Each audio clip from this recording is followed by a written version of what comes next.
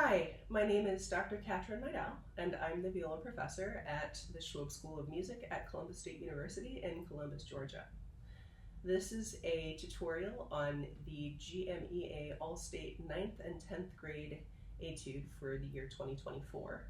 But unlike in previous years where I've gone through the entire etude, I'm just going to give you a couple of helpful hints this time, and I will perform it. But I'm going to invite you to come down to Viola Day, which is on October 12th, where I am doing a full workshop on the entire etude. So if you want more helpful hints, please register for Viola Day and come on down to Columbus. You can find the registration information in the comments below. All right, let's go. At the top of the etude, it tells you exactly what you need to do. This etude is all about firmness of the bow. And it tells you firmly with the upper half of the bow without leading the string. So we're going to be doing a lot of strokes that are essentially like this, but without ever leading the string. So if I play the beginning,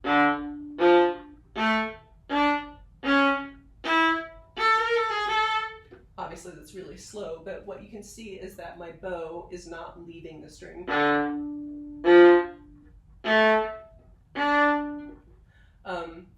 And this is actually a stroke called marcato.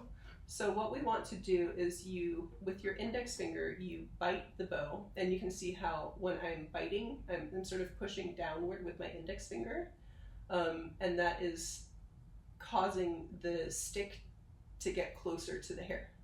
So I'm going to bite and release the index finger at the same time that the bow starts moving.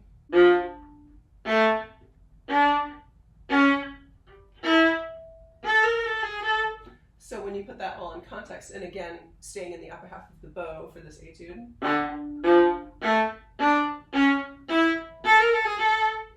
or from this angle,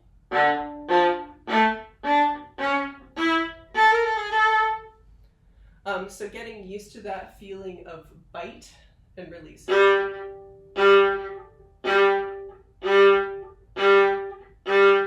And you can hear sometimes if you don't bite, you get this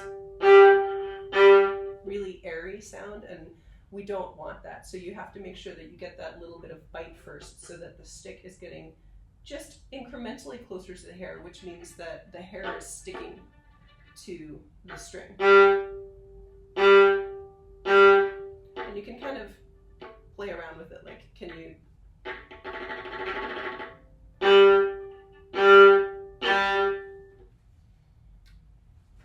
So that's the crux of this etude, is getting comfortable with the marcato stroke. There's obviously some shifting involved, and then there are some runs and one section that's in fifth position. So let's look at that one right now. So from measure 58 right towards the end, we're in third position, and then we go into fifth, and then the shift from third to fifth, right there. If you can hear like the ghost note of where the second finger would be going, that'll help you get up there.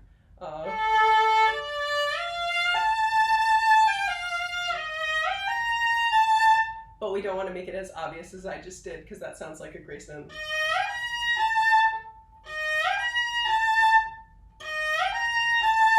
So what you want to be doing is you want to be relying on your muscle memory of knowing what fifth position feels like.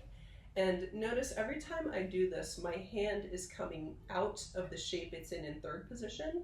In terms of when I'm in third position here, you can, the back of my hand is kind of facing the scroll, but then when I'm in fifth position, it's looking more at the camera here. So my hand is actually coming up and around.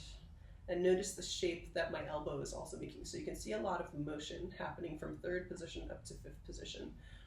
If we just go this way, it creates a lot of tension in your wrist, it's unhealthy, and you wouldn't be able to go any further. While that's not a big deal for this particular etude, our positions don't end at 5, so you have to be able to keep going up. And that means the higher you go, you have to be comfortable with your hand up and around the bout. So from this angle,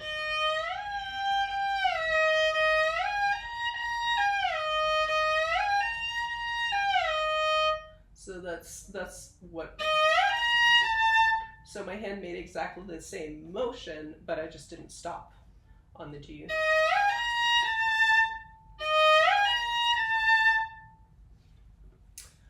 So first of all, getting comfortable with that shift, I think, is really important. And I don't know if you noticed, but I practice it under a slur, and I go in both directions. And the reason I do it under a slur is so that I can hear where I'm going. It's really easy to hide stuff in a bow change. Oops, I didn't hear where I was going.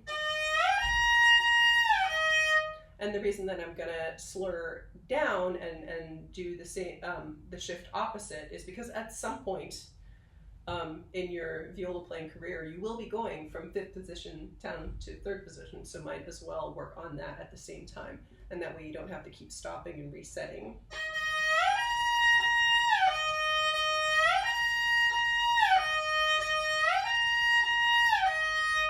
And every time I do that, I get more confident in what it feels like to be in 5th position. So I'm not only relying on hearing the pitch or feeling my hand around the bout, but there's also a spatial aspect of what the forearm feels like compared to the upper arm. So when I'm in 3rd position, my arm is at this angle. When I'm at 1st position, it's at this angle. When I'm in 5th position, it's at this angle. And this feeling is really well ingrained. I've obviously been playing for a really long time. So for me, this is a very comfortable place, and I know that I'm gonna get there every time because I've already spent so much time sitting in this position and I've memorized what that feels like. Therefore, it's really easily accessible. It's kind of like once you learn how to walk, you don't have to think about walking anymore. But you know, if you've ever seen a toddler, you know, trying to take its first steps, it's super shaky. It's kind of a similar analogy. Like, I have learned how to walk in 5th position, and if you're not quite comfortable with that yet, take the time to really explore what it feels like to be here so that you can access it easily every single time you need it.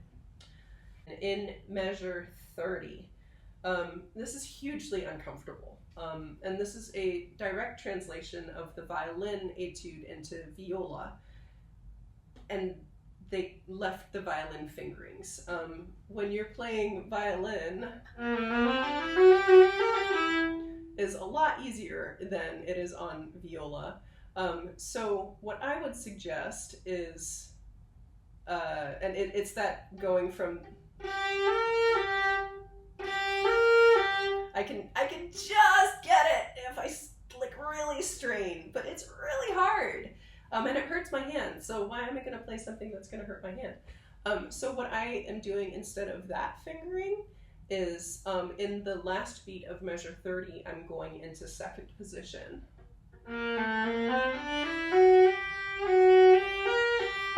So the last beat is totally in 2nd position, which means I don't have to strain to get the 4th finger in tune. Let me do that a little bit faster. And then I'm going back to 1st position for the E. So the fingering then, if we go from the beginning of the measure, 0, and then 2nd beat, 2, 1, 2, 3. Next beat, 0, 1, 2, 3. And then in the 4th beat, 1, 2, 4, 2, instead of the 2, 3, 4, 3. And then back to 1. I think that's a much safer fingering. And then another thing you can do is in this next measure, if you're comfortable shifting up into 5th position, you're going to get a much better vibrato on 3 than on 4. It's generally just a little bit harder to get as big of a vibrato on 4 as on 3. So what I just did is what is printed, where we just do this mini shift for the last note. But I really like going so on the D, 1, 2, and then 1, 2. And that way I can get that nice vibrato on the last note. All right, so now I shall perform the etude for you.